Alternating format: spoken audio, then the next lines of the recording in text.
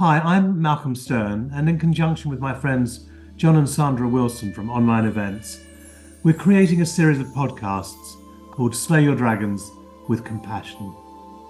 My book of the same name was conceived and inspired by the suicide of my daughter Melissa and the journey that took me on and the internal resources that I found. All of my guests will have a story to tell around overcoming and ultimately thriving through adversity.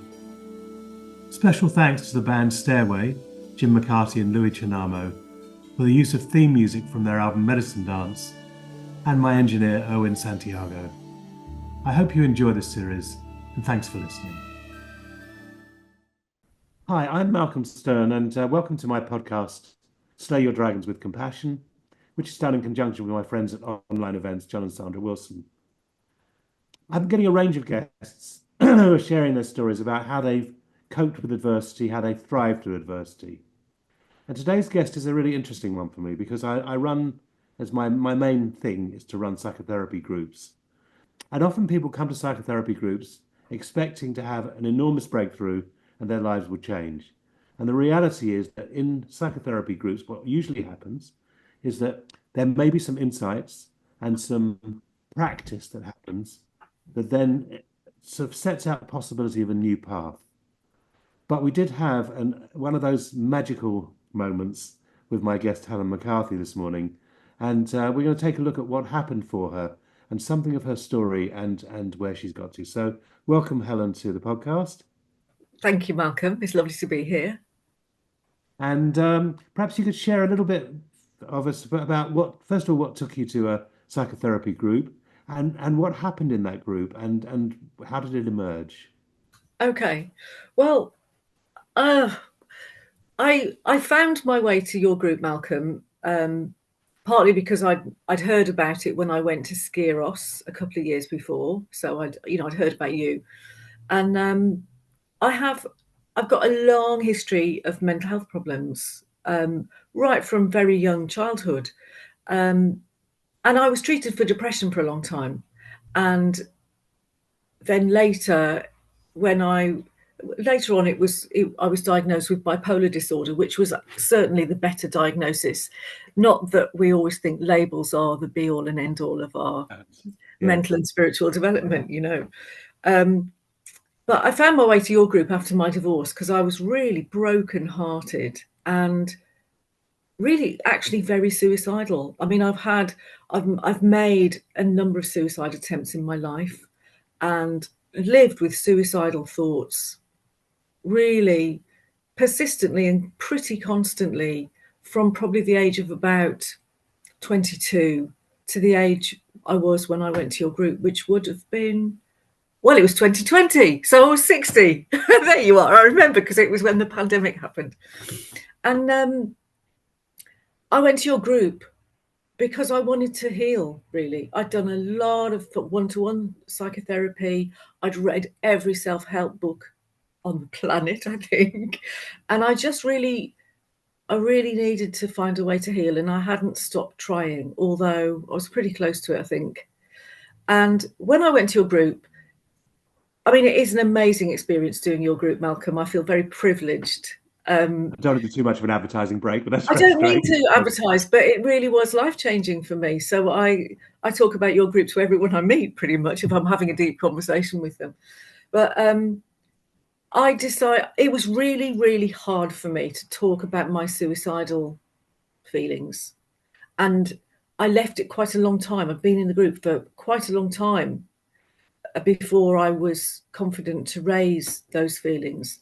And I found it really hard in your group.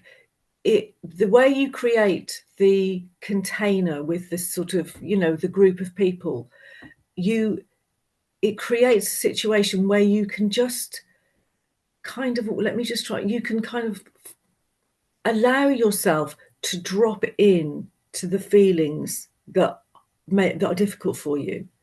And you can't, it's very hard. I can't do that it's hard to do that in day-to-day life.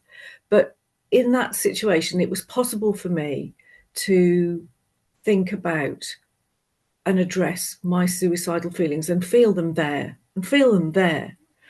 And we had, so you said just, kind of find those feelings, and you asked me a very important question, which was, how old are you? How old are you? Where do these feelings come from? And I said 2. And it was remarkable because I was sure that I was 2, and I had a strong memory of being small, tiny in a cot, holding onto the bars of the cot, crying, and just feeling completely, completely abandoned. And what happened? Because when we did this piece of work, I didn't cry at all. I just shook. It was like terror. The experience, the memory and the experience of it was terror, was just complete terror of abandonment and utter complete vulnerability. And I couldn't even speak, because I guess at 2 you can't really speak much. And so I just sat on the floor in that workroom shaking.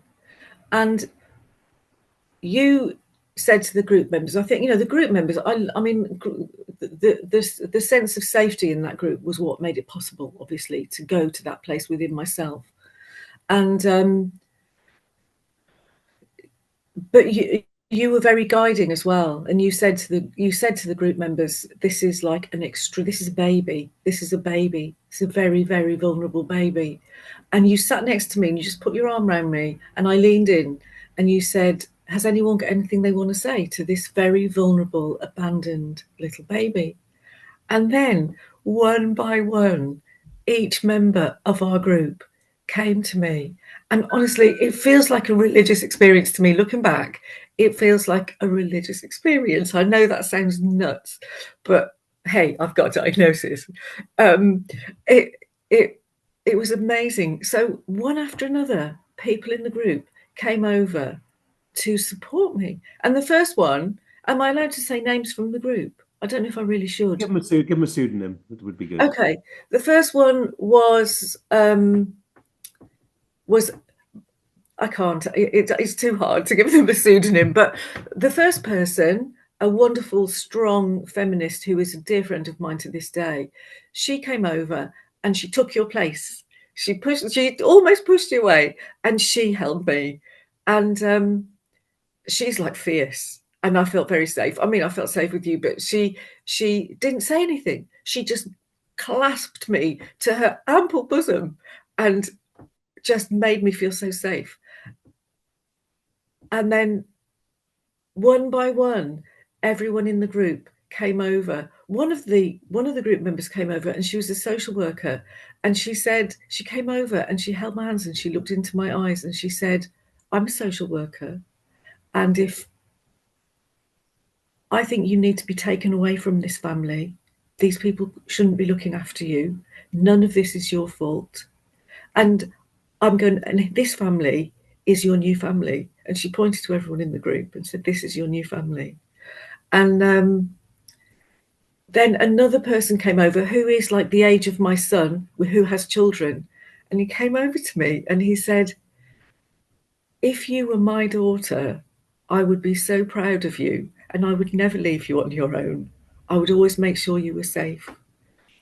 Another person came over and she didn't say a word, very shy, very anxious person. She just came over to me as a baby and started playing with me as a baby. She started poking at me and making faces at me. And we kind of played like 2 babies on the floor. It was amazing. There was just one after another. All the people in the group came to me and gave me comfort. And it was the most strange feeling, because it felt like they had time traveled to 1962, when I was a little baby in that lonely cot. And they saved me. I know it sounds extremely strange, but it felt like these time travelers came from 2020 and saved this little baby and brought her back to the present day. It was really remarkable. It was also exhausting. I can remember sleeping afterwards. After we finished the session, everyone else went out for lunch and I just went to sleep because I was so tired. It was an exhausting experience, but it was completely life-changing for me. It was completely life-changing. let me find a way to explain it, because I went home afterwards, and I think what it was, I didn't realize it until that day, but I had inside me a deep loneliness, a really terrible, deep loneliness from a very, very young age. Even though I'm one of six children and I've got great siblings and stuff, there was this part of me that was deeply, deeply lonely and abandoned and had never been met. I think that's what it was. And in that group experience, that lonely little girl was found and rescued. It feels like that lonely little girl, that lonely baby girl, was found and rescued. And I've never. The next day, I found I had a stash, a very big stash of lots and lots of psychotropic drugs that I've been prescribed and stocked up on over the years, so I could commit suicide if I ever wanted to. And I just threw them away. I just flushed them all down the loo. I made a video and showed it to everyone in the group, so they knew that I'd done it as well. And I've never really. I mean, I'm not going to say I never think, oh, suicide's an option. I think most people think that sometimes, but I never think of it as a real option to end my pain anymore. I because I mean, God, I mean, life throws horrible things at you, so of course I do get unhappy sometimes, but I don't feel suicidal in that way. I don't feel fixated on suicide in the way I used to. So thank you, Malcolm Stern. Changed my life. Well, it was quite extraordinary. I just think it was that moment in time that there was the capacity to meet you. And what you've described doesn't sound weird to me at all. It sounds like in group process, what happens is that we enter into an altered state of consciousness. And Yeah. Bessel van der Kolk, who wrote Your Body Keeps the Score, talked about psychodrama, which is my main tool, as entering an altered state of consciousness. Mm. And there's something about genuinely not talking as if you were 2 years old, but suddenly becoming 2 years old. And in that place, then undoing some of the damage that had been there and then being taken forward. So I think what you're describing, it was a very normal group process. However, I do want to say that this is extremely rare. That because often you'll get an insight and then you'll slip back. And I've seen you over the years that insight has lasted. And I'm pleased to hear you say, not pleased to hear you say because I'm a sadist, but sometimes you still get those ideas, but you're Yeah. no longer trapped in that as an inevitable reality. Mm. And there is something about sort of trusting a group of people, and you'd built a place of trust. It was an ongoing group over a fairly long period of time. And because of the pandemic, I think that group lasted about 2.5 years instead of a It year. did, yeah. It became a much longer experience. But Yeah. actually, it was a place of trust. And in that place, you were able to go back to the incredibly wounded part of you and retrieve the soul of that being who is you and you when you were two. You So I know, think I'm that glad you. Interesting, because I think it was a form of soul retrieval. I know that's a shamanic thing that people do, that shamans are capable of doing, but I think it was a soul retrieval. I think I got my soul back. I think I did, actually. and I think and I don't practice soul retrieval as a sort of an art. I No. do.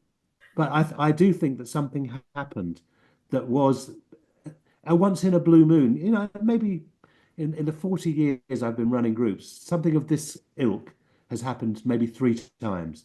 But the strongest it ever happened was with you.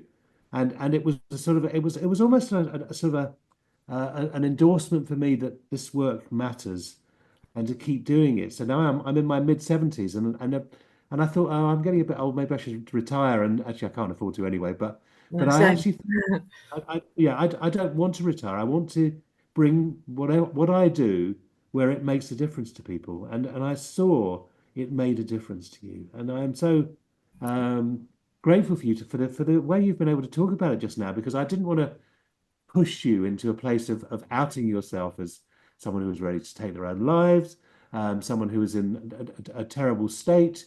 But actually, it's funny because we look at mental illness, and I don't like labels. We look at mental illness, and then we sort of like go, well, that person's schizophrenic, that person's bipolar, this person's this or that. And then we put them in a nice, neat container. But I think I'm part of an organization called Compassionate Mental Health. We run gatherings Yeah. twice a year And in that organization, one of the things we say is not what's wrong with you, but what happened to you. And I think when we can Yeah. trace what happened to you rather than labeling and saying, oh, well, you need to take these drugs. And I'm not against drugs. Sometimes they're really valuable, but you need to take these drugs to get you straight. I think that what happened to you was actually revisited, reclaimed, and you found a new path forwards. And mostly, what I've seen of you over the years since then is that you have found quite a lot of happiness. Yeah. You were able to embark on a very, what I thought was a lovely relationship, and it didn't last, but you still were able to engage in quite a deep relationship as well. Oh Something yeah. shifted. Something really. I mean, I still take medication. I do. I still have bipolar disorder. That's for sure. It didn't. I'm not going to claim that it cured my bipolar. That would be dishonest. But um, I think because of that experience, I accept myself. I've got bipolar. Here I am, and it's like my moods do go up and down. And your group and my own work have helped me to understand that I can manage it as long as I meditate every day, as long as I do exercise, as long as I eat sensibly, as long as I sleep properly. Yeah, a lot of you talk about practices, you talk about them in your book, and you talk about them in the group. And I have learned to be pretty disciplined about those practices in order to preserve my mental well-being. And now that's really important because actually what you've done is you've just set out quite a good layering of the whole process. Number one, you have a disorder that you need to take medication for. Yeah, Absolutely fine. You are not that disorder. That's something no, that you have that you work with. You've also named some of the practices by which you keep the worst of that disorder at bay. yeah. And if you were to let it slide and sort of not meditate, not eat I do well, sometimes, and it all goes to and then shit. that's right. And then you notice when it slides, you notice that things go pear-shaped. Yeah, But what I think is so wonderful about what you're saying, and I really appreciate you coming on this show and talking about it, is that there's a depth of honesty in what you're sharing. You're not painting it as a rosy picture. Yes, I suddenly saw the light and now everything's fine. no, You work with a difficult set of circumstances that you will work with till the end of your days, probably. And that's not a damning either. It's just a sort of statement. But you're finding out how to do that. Can I just also, Malcolm, tell you something which you perhaps don't know, but which was really transformational for me in terms of the experience I had with the group, and in terms of the learning that I did in that group as well. Um, I work as a health practitioner. I work as an advanced nurse practitioner in the NHS, and I don't think I really began to see my patients as real people until I had that experience. Oh, that's very touching. No, that's really beautiful because you are a fantastic practitioner. I know when this is rotten boundaries, but I know when I've had health issues, you've been a person that I've been able to approach and Yeah, actually talk to about them. You know your stuff, but actually, I think the humanizing of your patients is something that I would say that doctors and nurse practitioners and people who are caring for people need to be educated in humanizing their patients. Because I know when I've gone to a doctor who I feel is cold and detached, I don't want to open up. I don't want to let them work with what's going on with me. Whereas if I go to someone who is warm and kind and relational, that's part of the healing that happens as well. yeah. I mean, it is a difficult one working in healthcare because your job is to try and figure out what's going on, what's wrong with the person, and give them appropriate treatment. And if you get too down with their feelings, you can get distracted or you can misjudge the situation.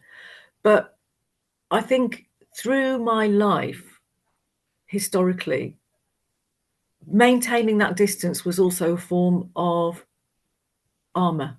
It was a form of armor against their suffering, almost a fear of catching their suffering on top of what I was already dealing with. And since my learning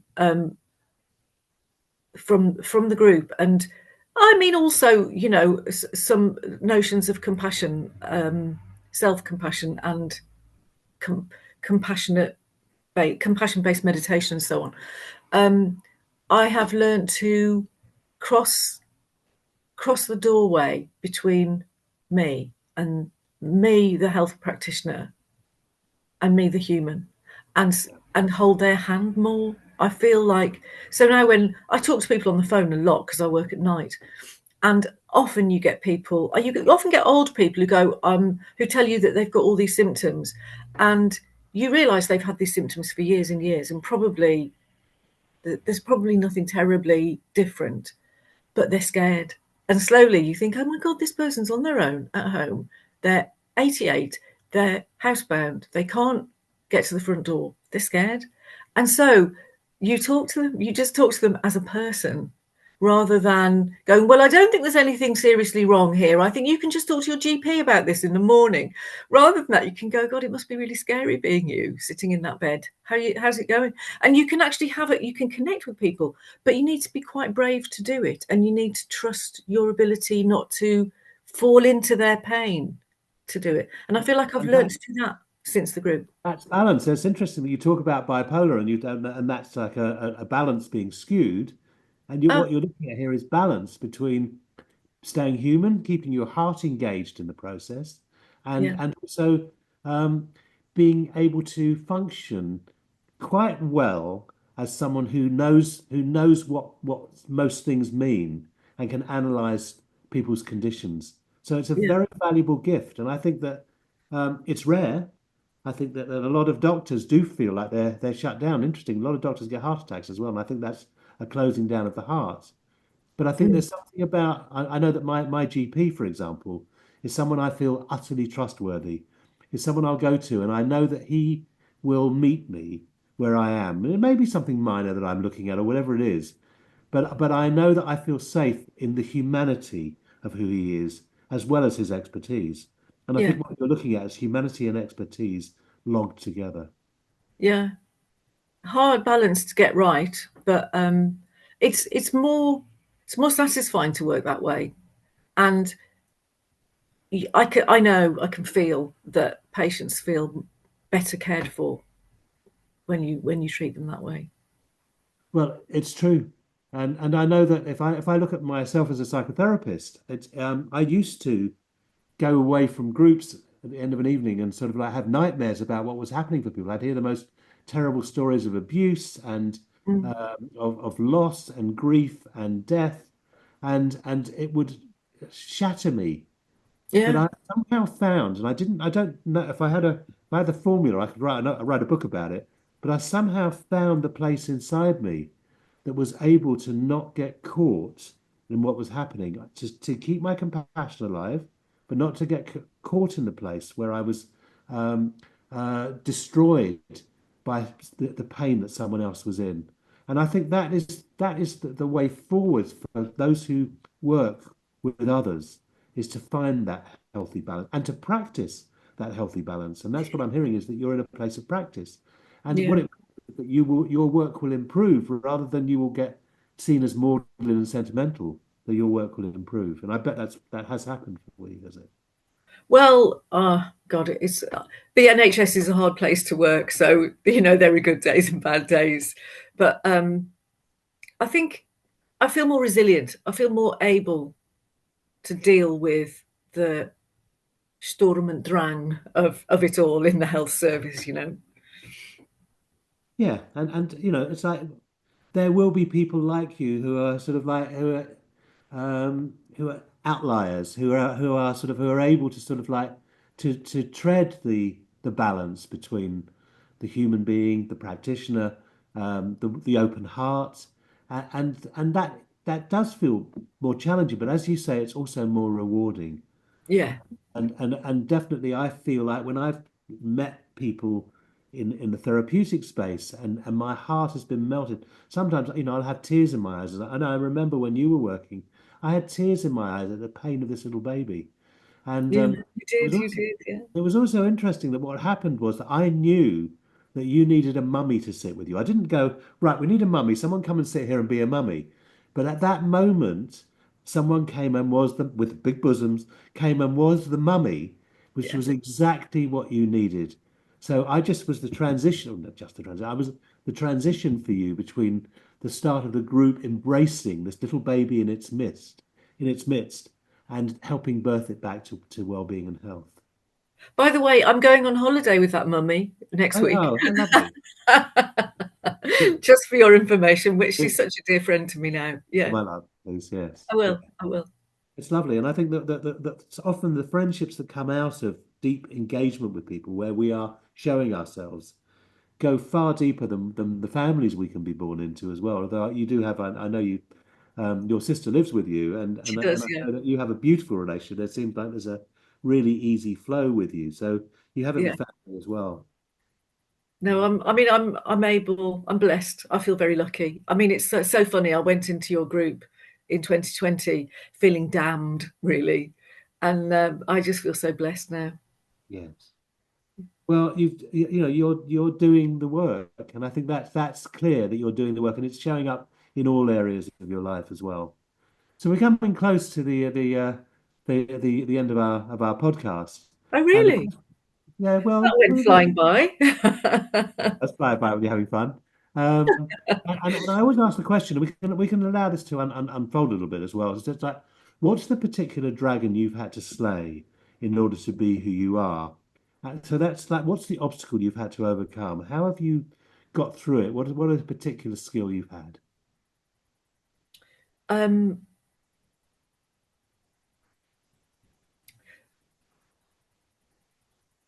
for me, there's two, and one the most crucial one was to find a way to be on my own side, to become to love, that kind. People talk about self-compassion, but it's like until you can silence, not conquer, but silence the voice of criticism that constantly berates you, which we've all got, um, and turn that into a voice that encourages and loves you and forgives you and appreciates you and always gives you another chance. That was the most important dragon for me to slay, was to find that the part of myself that looks after me as a mother, in a way. And then actually it's the same thing now I think about it. Once I found that benevolent mother figure within myself, then she had to make me do disciplined things, even though I didn't want to. so, so for me, self-love and discipline, those are the two, and they both are the same. They're both my internalized mother, actually. Yes, and I think what's really important is also that they aren't just something you go, right, well, I'm going to do that. It's a practice, Yeah, and presumably you've managed to refine it over the years, in the way that you're refining so many things. I think this is one of the benefits of aging, is that yeah, we can see this, this body starting to decay and not be so beautiful as it was, and blah blah blah. But yeah, I think what we also see with that is that we start to find more wisdom in the everyday, and we realize that there are practices we can do that can make our lives different. mm, So I hear that one of your major practices is to actually go, you're okay. Is to yeah, find that internalized voice that says you're okay and you're doing great. And you touch a lot of people's lives. You are, as you say, a health practitioner who's working with people who are lonely, who are frightened, who are ill, and often probably you're going to have to be giving difficult news to people as yeah, well. And I think that sometimes, one of my friends was recently told, I went to the doctor and had no idea that something and said, well, unfortunately you're terminal. And it's like, what? It's it's like, a bit of a can we have a critical. little bit of a sort of like a something that does that? So presumably you're having to sometimes let people know that they're going to die, Yeah, and actually, does your compassion still stay alive in that place as well? most alive, Yes. most alive. I mean, quite a lot of the time, I have to have conversations with family members of people who are dying. Quite often I get called in the night to somebody who's really at the end of their life, and often it will be my responsibility to speak to a family member to say, you need to come, and to have those conversations where, yeah, those conversations are difficult. They're difficult. Yes. But it's also a privilege, you know. That's one of the things that, I mean, I do quite a lot of palliative care and work with the dying, and it's a real privilege to do that work. And it makes you, in a way, weirdly, thinking about it just as we're talking, it's like the antidote to being suicidal, because these people are dying. Yes. They haven't got a choice. They're dying, and it Yes. makes you value life. Makes them value life.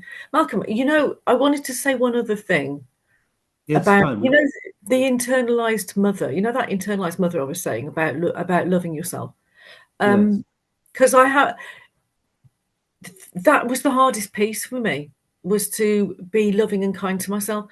And I just wanted to say that a key practice for me, which I don't do as often as I used to, but I used to do it every single day. And I think it was like a Louise L. Hay practice originally, but it's the one where you look in the mirror and you go, "Good morning, my little sweetheart. I love you," every single day.